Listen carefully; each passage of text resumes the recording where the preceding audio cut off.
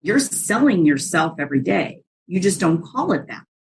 And so if we're not actively, more importantly, proactively selling people on the idea and impact that we want to be making on people, the idea that we want them to think of when they think of our name, the impact that we want to be leaving behind. It's kind of like a boat that leaves a wake. What is the wake that you're leaving? You have to sell people on that. Hello, everyone. This is Kathy Caprino, and welcome to my podcast, Finding Brave. I've created this show for everyone who longs to create something bold and brave in their life, to rise up, speak up, and stand up for who they are, and to reach their highest and biggest visions. Each week, I'll be speaking with inspiring guests from all walks of business, leadership, entertainment, the creative arts, and the entrepreneurial world. And they'll be sharing their intimate stories of finding brave and offer their best strategies for building your most rewarding, joyful, and meaningful life, business, and career. Right. Hello, everybody. Welcome to another episode of Finding Brave. I'm so happy to be here with you. And I do need to make a little preamble about a few things. First of all, I'm so excited for my guest, Dr. Cindy McGovern, who is, you are crashing around every possible place imaginable. You're in a hotel room ready to go give a talk. I can't thank you enough for being here and being flexible for what I'm about to share with everyone, which is quickly. So I'm just coming over COVID, getting over COVID. And, I really want to hug everyone who's been through it. It ain't easy. And it's no small, simple thing for many of us. I mean, some people have no symptoms, but I have to say it's been a rough week, and I feel like coming back and being myself is difficult. So forgive me if I'm sounding a little gravelly and in some ways don't seem like myself. It's just me getting over that darn virus. And thank you again, Cindy, for moving around your schedule. I also wanted to just share this with you because when I go through something big, I love to be transparent about it. Right before COVID, I was on a cruise, a Holland America cruise in Alaska. And I want to say, Cindy, you probably know exactly what I mean. When you have a number of firsts happening in your life, but when they come together, it's not only so exhilarating, but it can be a lot. And so this was my first time on a cruise, first time in Alaska, and first time delivering content about my book, The Most Powerful You, on a cruise in Alaska to 50 amazing travel professionals who we lived, ate, danced, had cocktails with together. And it was so astoundingly powerful that I'm still coming off that high. But I want to say that, first of all, I have such a love for travel professionals. Wow, what an interesting life. Number two, deep thanks to Michelle Sutter, who is the Chief of Staff and VP of Sales of Holland America, who had the idea to have me on as part of her mastermind. This is an MS, Michelle Sutter Mastermind Group Summit at Sea. So I got a chance to take excursions with her and, have a ball. But I do want to say, seeing firsthand how the Most Powerful You content has changed people's lives. Like one of the Holland America professionals was employed by Holland America because of what she read in the book and what she did. So I just hope this is what I'm saying inspires you to go check out Most Powerful You again. And I hope you love it. All right, that's it. Now, Cindy, we are talking here about creating your legacy through your personal brand. And I want to tell you all about Cindy. Cindy, how long have we known each other now? Oh, it's got to be at least 4 years, I think. Because your prior book we talked about as well. And Cindy never fails to inspire. You are a mentor to me. And such a bright light, and you're helping so many people. So let me tell you all about Cindy, and then we're going to dig in here about, well, what do you mean? What do you mean creating your legacy? What is a personal brand? And you're going to tell us about the heart of your book, which is amazing. All right, people, here's all about Cindy. Dr. Cindy McGovern is the author of the upcoming book, which is coming out the 27th of September on personal branding, called Sell Yourself: How to Create, Live, and Sell a Powerful Personal Brand.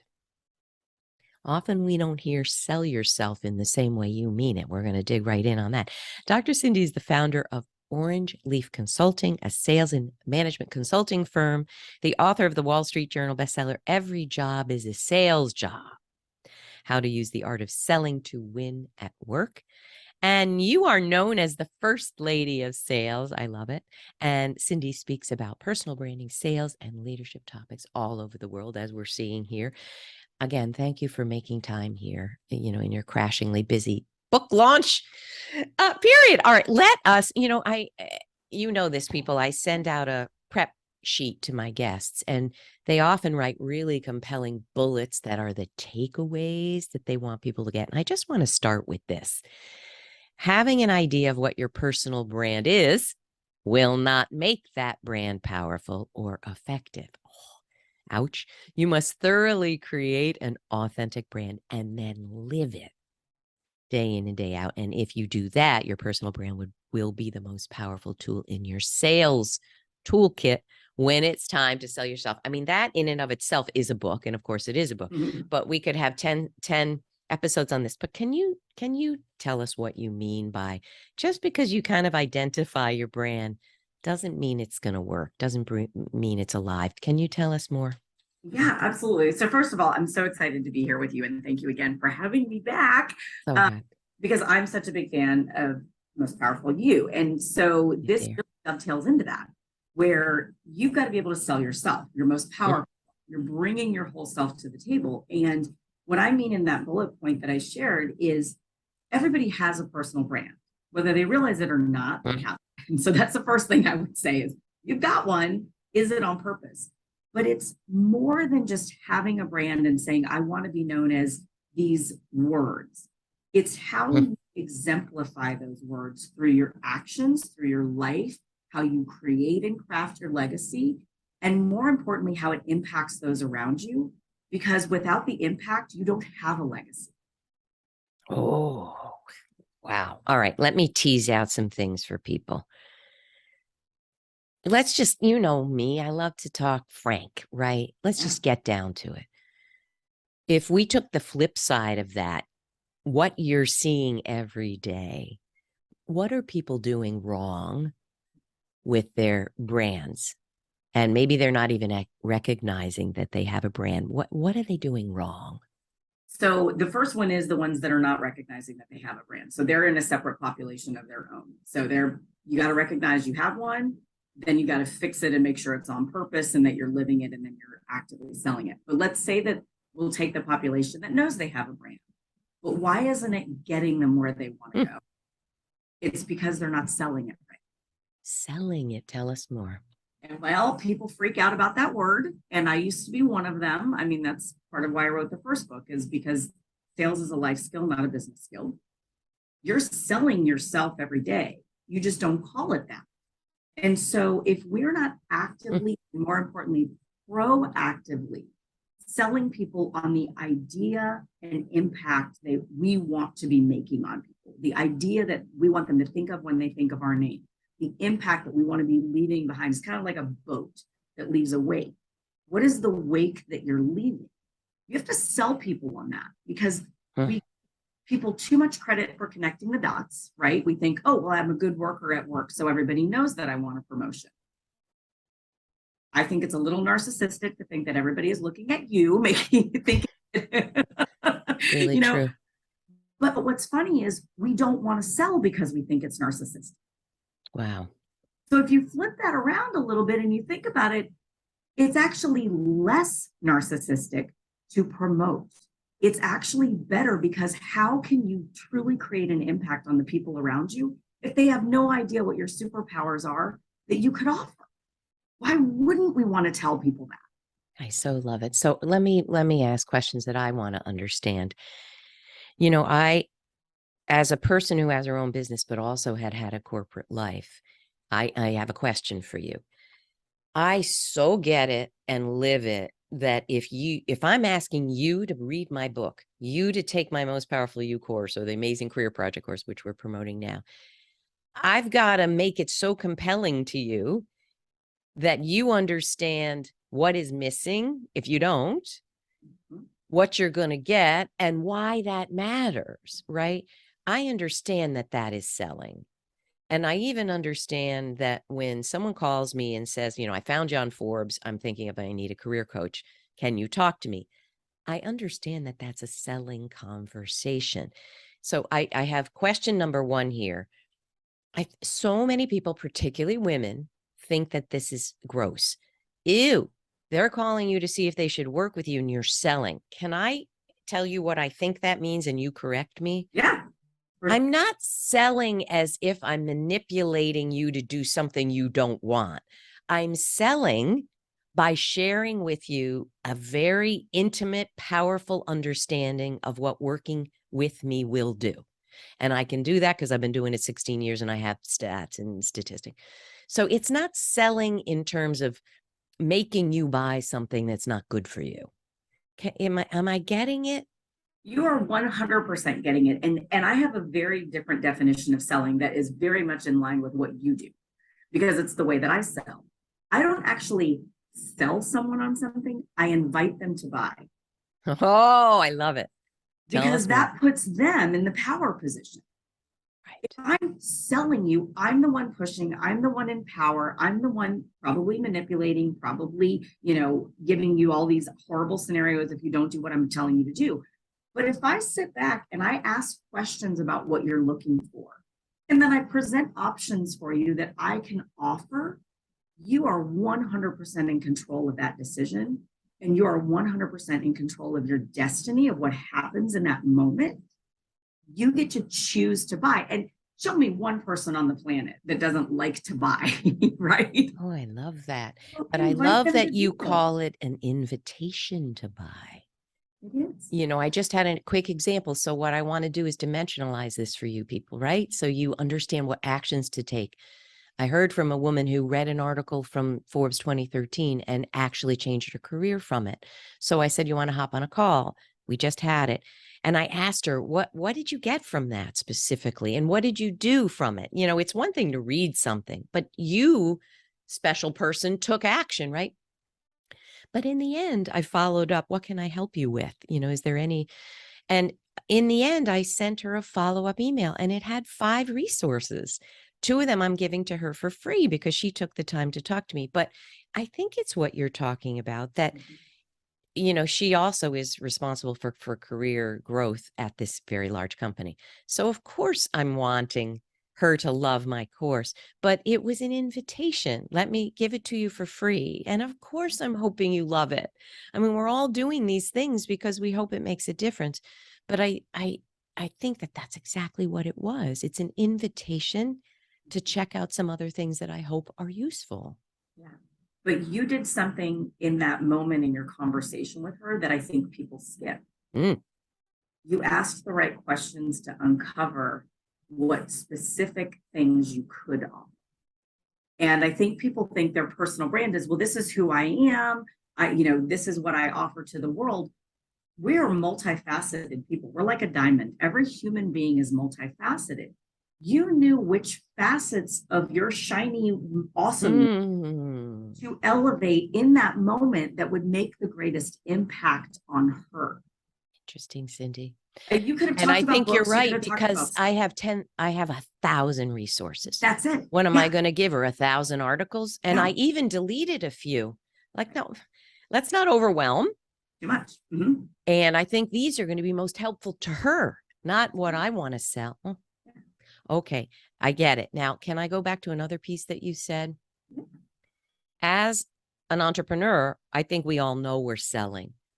If I were talking to you when I was a vice president in a corp, I think I would say, I don't know what the hell you're talking about. What impact? And, this was before I had an enlightened moment that, at all.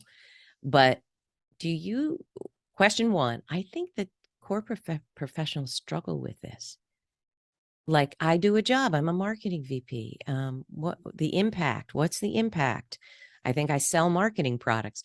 Do you find that, and you're working with sales professionals as well as a million other professionals, do you find that the vast majority of corporate professionals don't have any idea what their brand is? I think that I think that they know they have a brand to a degree, but I think it's very much tied to the label.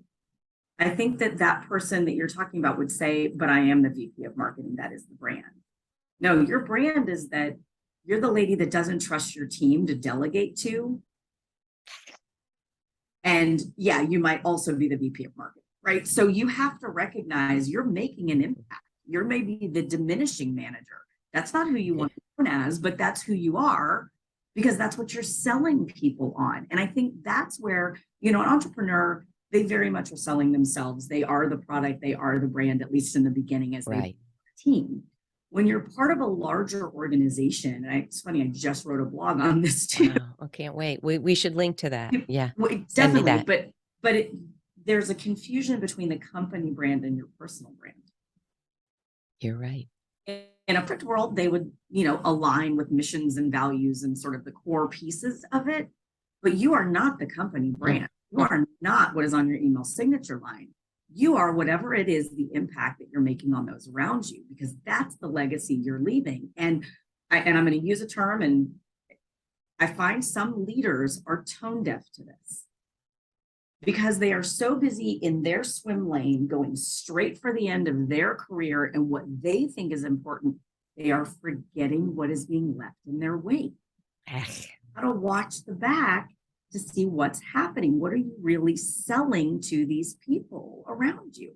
Because you're selling something. Is it what you mean to be? Oh, God, Cindy, it's so important. You know, what's also coming up for me, you need to read this book. How do I want to say it? What ran through my mind is anybody who's unhappy in their company, their brand is at odds with the company's brand. I mean, I think invariably.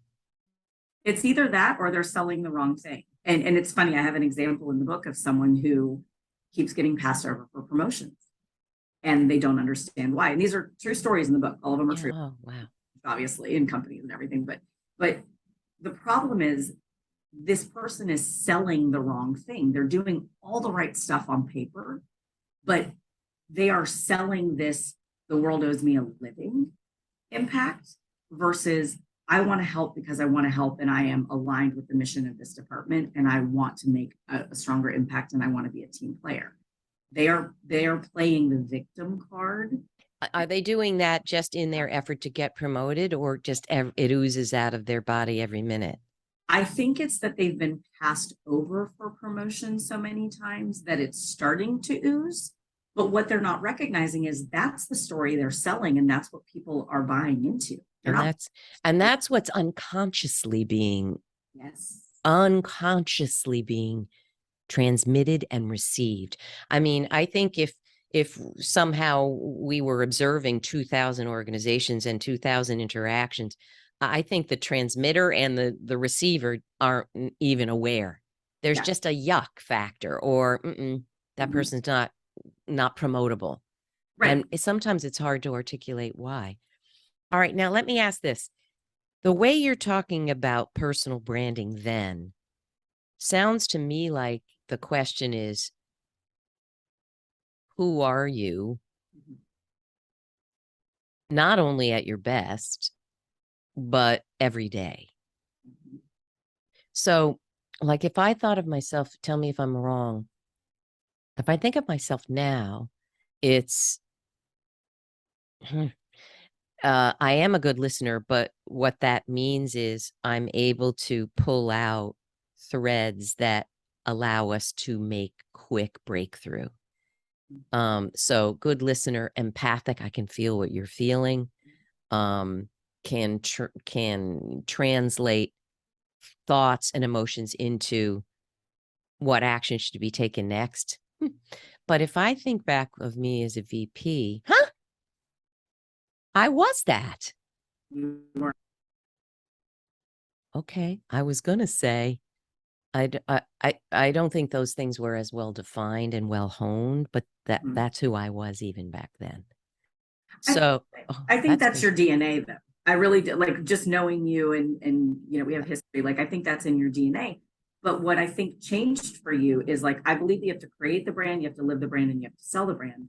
When you came into this entrepreneurial space, and here's like the the coaching piece. Yeah, I love it. I'm sure that's Is helpful for people. you started selling those facets of your brand differently. And that's the part that people forget is you have to sell yourself. It's not speaking for yourself. And you were very articulate there in saying the impact that it made. It's not that you're a good listener. It's that you're a good listener and can pull out the blind spots for somebody so they can get out of their own way to get what they want in their career. There's a brand. I love it. That is your brand. That's it. That's absolutely, in my opinion, one of your facets of your brand. So that's a very different story to tell than I'm a good listener. So true. All right. Now, can we go back? Thank you for that. That was powerful. Can we go back to, I love to look at, a lot of us have strengths, but it's the weaknesses, the blind spots. That's what holds us back, right? We got to close those gaps. What else are people doing wrong? Part of this is, how do I want to say it? Their brand might be who they really are, which is not really helping them. And you have to be honest about that. And so one of the things I think that people are doing wrong is they're not actually testing their brand. Tell us more about this. So we need to solicit feedback on our brand, which is actually why I wrote this book. So oh, wow. The story is in the book, but I'll tell you the moment when I realized I wasn't selling what I thought I was. Oh, wow. I was about to graduate with my doctorate degree, and a very trusted professor pulled me aside and said, girls who look like you aren't supposed to be smart. And I was shattered. Why did he say that? Was he trying to be helpful? Well, and this was someone I trusted. I knew it wasn't a slight. I knew it wasn't a dig. He was trying to wake me up to my own blind spot, that despite the fact that I had gotten good grades, I was a student teacher, I was about to defend a dissertation that I did the research on, that I did all the things right, all the boxes were checked, that I had to sell against perhaps preconceived notions. Oh, I see. And I never thought of that. And so I thought about, okay, well, how do I do that then? Because I sat there thinking my work was telling that story. My work was telling who I was.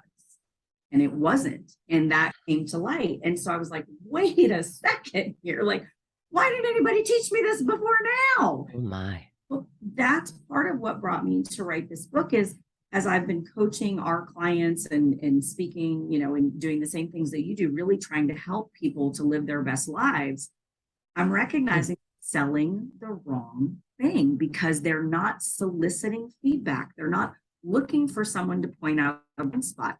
And I think part of the reason is we're afraid of what they're going to say. But here's the advice I would give the listener. They're seeing it already. Wouldn't you like to know? Like, yeah. You don't want to be the last one to know what everyone is seeing. But wait, oh my God. I have so many questions on this. So can I say it another way? Yeah. You're beautiful. And was he saying you're beautiful and that's what people are going to see, and you're blonde, and we all know the cliche. Well, what do you do about that? Well, if you notice, I didn't dye my hair, right? So right. So, do you just call a spade a spade? Do you bring it out? What do you do? I recognized that I needed to elevate different facets of my brand to compensate for some of those other things. So, if you're saying for something, you're like, hey, I'm going to, wear this over my shoulders, but I'm going to wear some sparkly shoes instead. That's an easy one, is attire. And that's where people go with branding. They always go to attire. It's so much more than that. It's so much more than what you're wearing. So if you take that and you say, okay, well, with my brand, I'm going to walk into this room and they're going to underestimate me. So how am I going to use that to my advantage? How am I going to elevate the facets of my brand to show them and sell them on the fact that I can do this job, I can be their coach, I can trainer, how am I going to create that? But if you weren't looking for those blind spots, if you weren't looking for that feedback, if you weren't thinking a couple car lengths ahead of how you might be impacting them, you're never going to be able to sell them. This is so powerful, Cindy. So I want to ask you, am I getting it? First of all, I think every woman on this planet can relate, not to the beauty part, but dare I say, almost every woman I've ever met is underestimated. I don't mean to paint every woman with the same brush or every man, but I know I've been underestimated. And then, unfortunately, when I was perceived as strong, it was, she's the buzzsaw. Yep.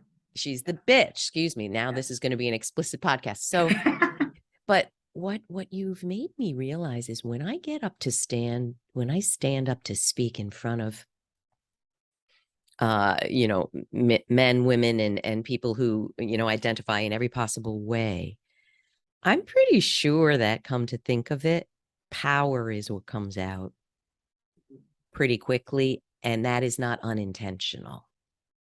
Like I even say, one of the power gaps is, acquiescing instead of saying stop to mistreatment. And one of the things I say is, don't F with me. I mean, that's my MO. Don't mess with me. But then I use that to say, that doesn't mean I'm not gentle or spiritual or kind. It means don't mess with me. It's not going to go well for you.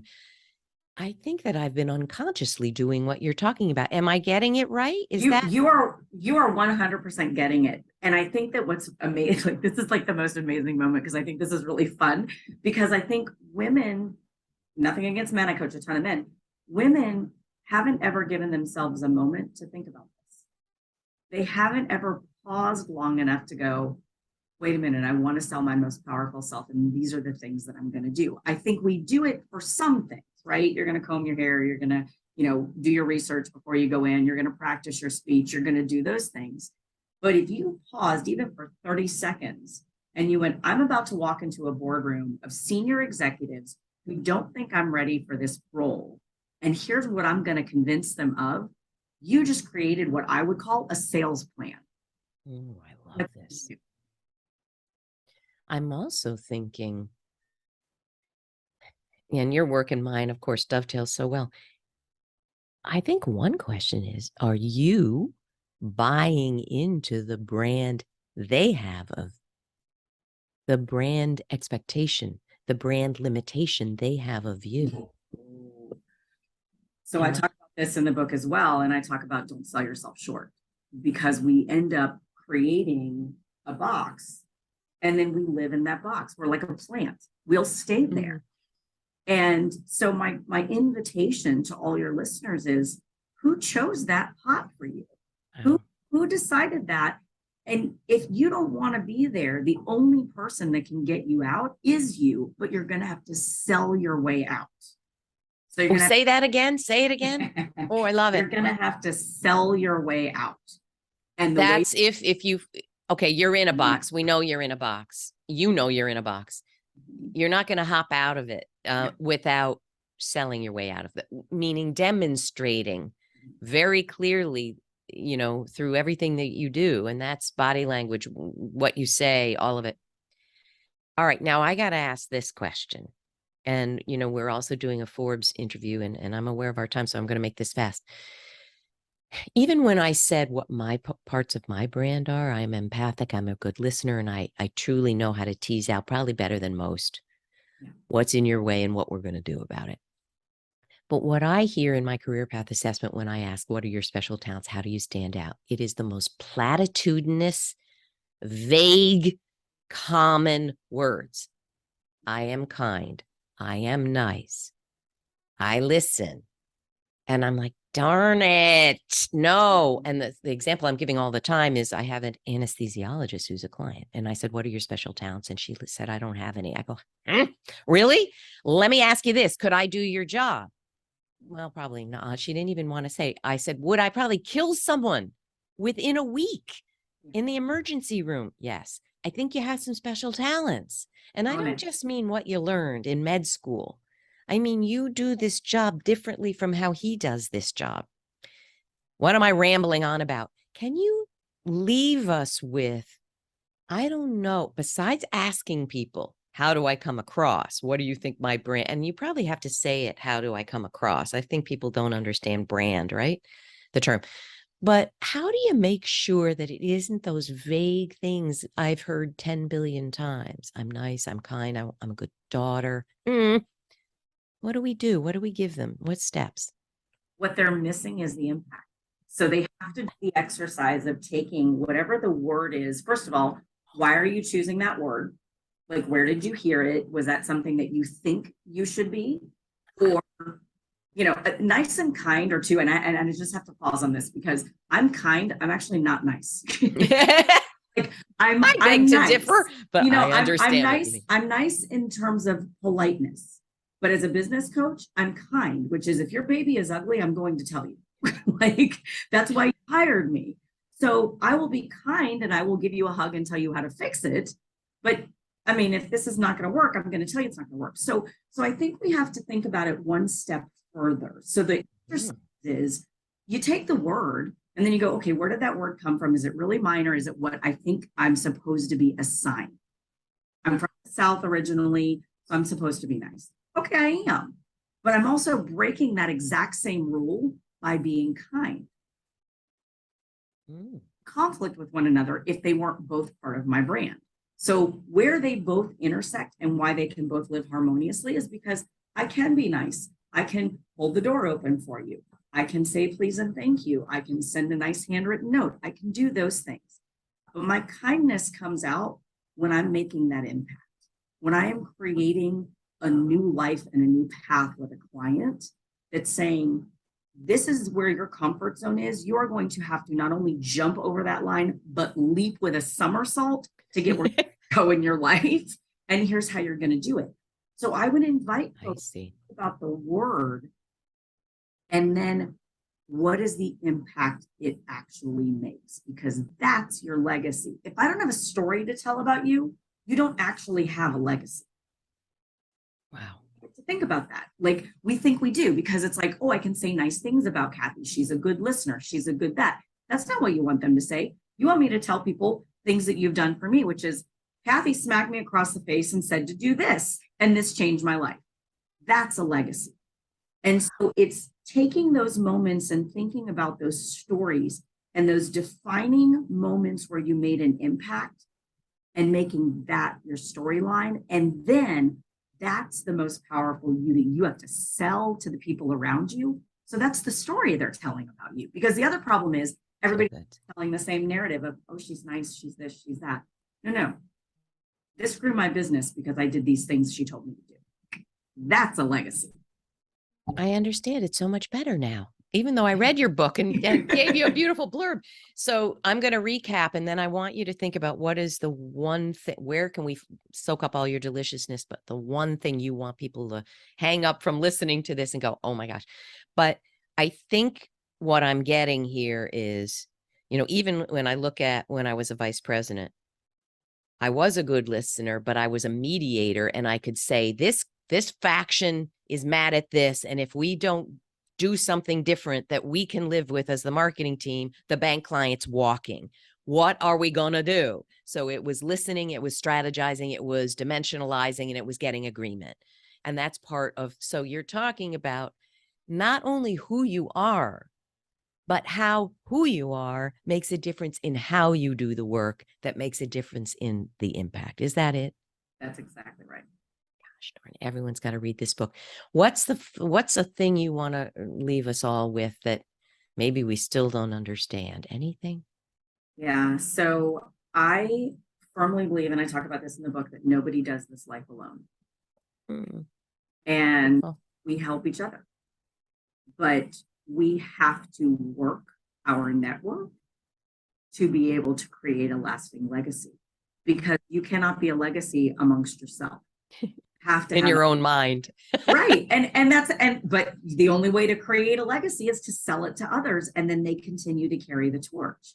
So you've got to recognize it's the way you show up, the way you consistently keep the message going. You're truly being your authentic self, but you are activating your network to want to help you sell. That's how you actually create a legacy. That's beautiful, Cindy.